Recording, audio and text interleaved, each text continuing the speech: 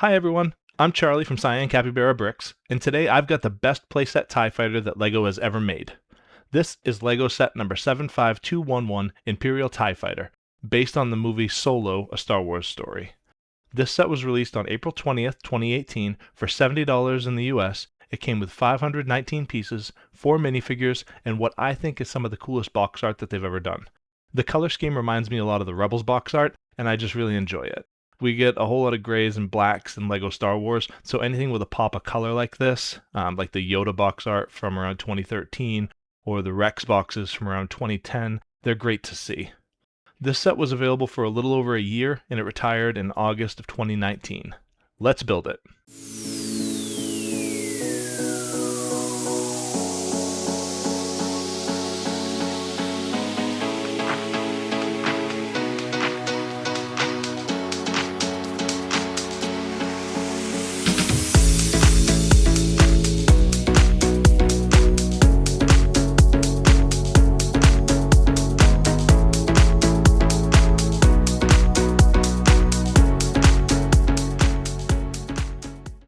Starting off with the minifigs, the 4 included are an Imperial pilot, Tobias Beckett, a Mimban stormtrooper, and Han Solo dressed in his mud trooper uniform. The pilot is a pretty solid figure, with some standard chest, leg, and back printing. I do appreciate the detailed printing on these helmets, and removing the helmet, he does only have one face print because the gap that's left on the back would let the print start to show through if he had 2 faces, and that wouldn't look very good. Next up is Tobias Beckett, disguised as an Imperial captain from the Mimban scene. He's got some mud on his chest, and the hip and the leg printing look great. Just like the pilot, he does only have one face print because his little Imperial cap would let it show on the back. I like his dark tan gloves, and he's got some back printing, but one thing I wish that they'd done here is that in the movie, Han comments that he's wearing a uniform pock full of laser burns, and the chest print here is again beautiful, but I would have liked to see some obvious blaster marks. With a minifigure lineup like this, I know that's a really small nitpicky thing. I just think it would have made the figure even better. Moving on, we have my favorite Stormtrooper variant LEGO has ever made, the Mimban Stormtrooper. His chest, legs, helmet, and even his back are covered in mud. Speaking of that back print, the figure already comes with a printed cape, but LEGO went the extra mile and included the printing as well. They did such a good job here. Last up, we've got Han in his Imperial Army uniform. Great printing on the chest, hips, legs, helmet, and again, even his back. And like the Stormtrooper, he comes with the same printed cape, but Han does come with 2 face prints. He's got his signature cocky smile, and another, we'll call it concerned, angry, whatever you like. The printed goggles on his helmet look really good. Han is the last in what I consider a perfect minifigure lineup for this set. Let's talk about the build. This build was so fun. They did a great job using these slopes and angled pieces to give the illusion of roundness. We've got a printed top hatch and a printed windscreen piece, a couple printed round tiles on the wings, and a couple of spring-loaded shooters under the cockpit. The back is rounded off with these dish pieces. It's really simple, but it looks very good.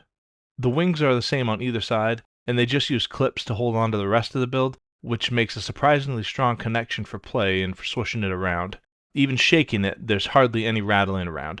No pieces falling off. It was meant to be played with, and it's built to hold up for that 9 to 14 audience that it was aimed at. There's nothing worse than a kid taking the time to build something like this, and then the first time you swing it around, a wing falls off and breaks, but you got none of that here. Good job, LEGO.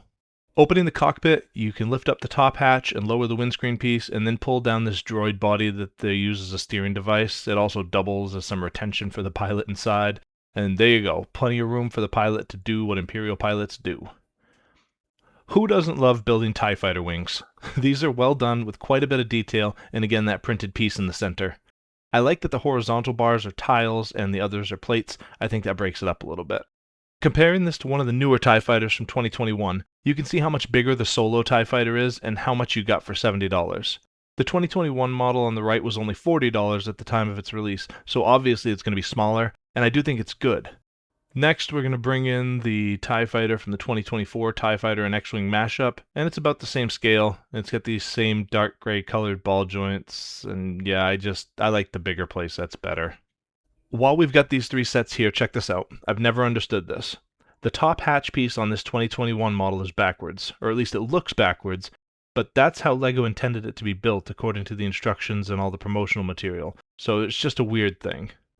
There have been a lot of LEGO TIE Fighter playsets, but again, this one's my favorite.